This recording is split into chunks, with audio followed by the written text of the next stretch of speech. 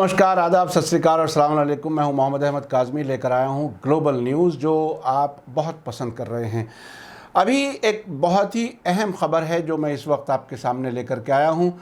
कल अमेरिका के एक छावनी पर बगदाद के नज़दीक हमला हुआ था, उसके बाद में कुछ ऐसी ख़बरें आ रही हैं जो बहुत ही दिलचस्प हैं।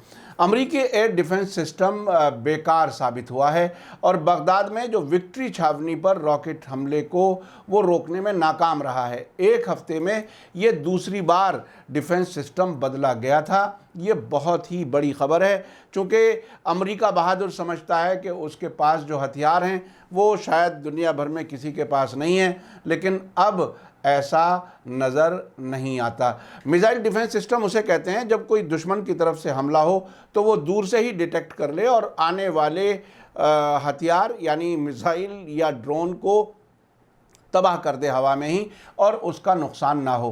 पैट्रियट मिसाइल डिफेंस सिस्टम जो अमेरिका का सबसे अहम और सबसे महंगा है, वो सऊदी अरब में भी बहुत बार नाकाम हो चुका है। हूथी लगातार हमले कर रहे हैं, अब तो बल्कि ख़ुद इस पैट्रियट मिसाइल डिफेंस सिस्टम को भी निशाना बनाया जा रहा है हूथियों के ज़रिए सऊदी अरब में। अब जो ये ताज़ी खबर है वो ये है कि बगदाद में ये डिफेंस सिस्टम विक्ट्री छावनी पर एक हफ्ते में दूसरी बार बदला गया था। ये इराक़ी न्यूज़ एजेंसी नास, ये अरबी ज़बान की न्यूज़ एजेंसी है, के मुताबिक फ्राइडे की सुबह विक्ट्री छावनी पर रॉकेट से हमला हुआ। पिछले हफ्ते इस छावनी पर एयर डिफेंस सिस्टम सी-रैम लगाया गया था जो रॉकेट हमले को नाकाम बनाने में नाकाम रहा है। इस रिपोर्ट के मुताबिक इस हमले के बाद विक्ट्री छावनी में दूसरा एयर डिफेंस सिस्टम लगाया गया और इस छावनी में भी ख़तरे का अलार्म बजा, जिसकी वजह फ़ौजियों की तैयारी बताया गया था। नया एयर डिफेंस सिस्टम लगने के बावजूद अमरीकी फ़ौजी बगदाद के सबसे सेफ माने जाने वाले ग्रीन जोन इलाके में हवाई गश्त कर रहे हैं। बगदाद में अमरीकी एम्बेसी और विक्ट्री छावनी में लगातार लगा एयर डिफेंस सिस्टम पिछले हफ्ते से अब तक हर दिन अंधाधुंध फायरिंग कर चुका है, जिसकी वजह से आसपास के रहने वालों में नाराज़गी पाई जाती है, क्योंकि रमज़ान के महीने में वो इस तरह की आवाज़ें वहाँ के लोग नहीं सुनना चाहते। वो जो अंधाधुंध जिसे फायरिंग कहते हैं वो डरे हुए लोग फायरिंग करते हैं, जैसा कि पिछले कुछ महीनों में लेबनान की इज़राइल के बॉर्डर से लगे हुए इज़राइली फ़ौजियों ने लेबनान के हमले से डरते हुए कई बार फायरिंग की थी, जबकि हिजबुल्लाह की तरफ से कोई ऐसा हमला नहीं था। यहाँ भी बगदाद में भी जो इनका डिफेंस सिस्टम है वो अंधाधुंध गोलियाँ और फायरिंग कर रहा है, जिससे वहाँ के लोग परेशान हैं, लेकिन असल वक्त जब हमला होता है उस वक्त वो बचाने में नाकाम रहता है। पिछले एक महीने में अमरीकी रसद कारवां पर 30 बार से ज़्यादा बार इराक़ में हमले हो चुके हैं, जिसमें अमरीकी मशीनों और इक्विपमेंट्स को नुकसान पहुंचा है। इसी तरह इराक़ के अलग अलग इलाक़ों में अमेरिका के कब्ज़े वाली छावनियों पर बार हमले हुए हैं, जिसमें इमारतों और मशीनों को नुकसान पहुंचने के साथ साथ गैर मुल्की फ़ौजी भी मारे गए हैं या ज़ख्मी हुए हैं।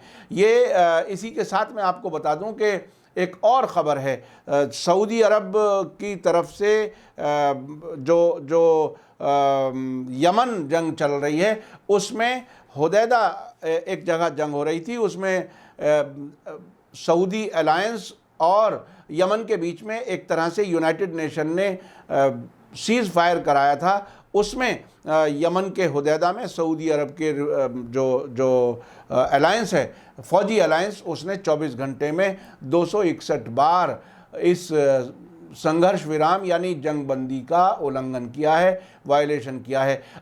यमन के हूथियों के ज़रिए चलाए जा रहे अल मसीरा टीवी चैनल के मुताबिक यमन के एक फ़ौजी सोर्स ने बताया कि सऊदी हमलावरों और उनके किराए के टट्टुओं ने वेस्ट के जो सूबा है हुदैदा, उसमें पिछले 24 घंटे में 261 बार जंगबंदी की खिलाफ वर्जी की है। इससे पहले भी सऊदी अलायंस हुदैदा में कई बार एक दिन में 100 बार से भी ज़्यादा जंगबंदी का उल्लंघन कर चुका है। इस वायलेशन के दौरान 160 बार फायरिंग हुई, दसियों मिसाइल और गोले फायर हुए और कई ड्रोनों ने उड़ानें भरी। 18 दिसंबर 2018 को स्वीडन में सनआ के डेलीगेशन और सऊदी डेलीगेशन के बीच हुदैदा में जंगबंदी पर हुई रजामंदी लागू हुई थी।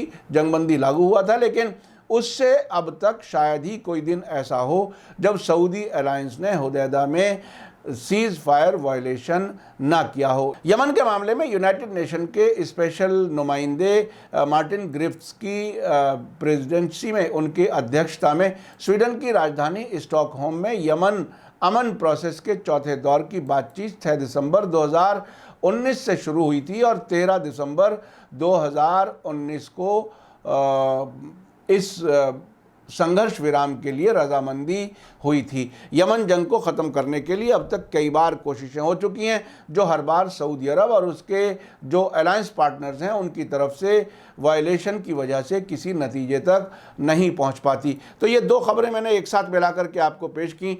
एक तो बगदाद में अमेरिका के डिफेंस सिस्टम नाकाम हो रहे हैं, एक हफ्ते में 2-2 बार बदले जा रहे हैं और वो हड़बड़ा करके गोलीबारी भी करते हैं। उससे वहाँ के लोग, इराकी लोग परेशान हैं क्योंकि रमज़ान का महीना चल रहा है। दूसरी तरफ सऊदी अरब की जो डिफेंस अलायंस है, जो फ़ौजी अलायंस है, वो हुदैदा में सीज़ फायर वायलेशन कर रही है बार बार। इसी के साथ मुझे दीजिए इजाज़त। धन्यवाद, शुक्रिया। जय भारत, जय हिंद। मीडिया स्टार वर्ल्ड के और वीडियो देखने के लिए हमारे चैनल को सब्सक्राइब करें और सीधे नोटिफिकेशन पाने के लिए बेल आइकन दबाएं। और अगर हमारी खबर सच्ची और अच्छी लगे तो अपने व्हाट्सएप, इंस्टाग्राम, फेसबुक और ट्विटर अकाउंट पर ज़रूर शेयर करें।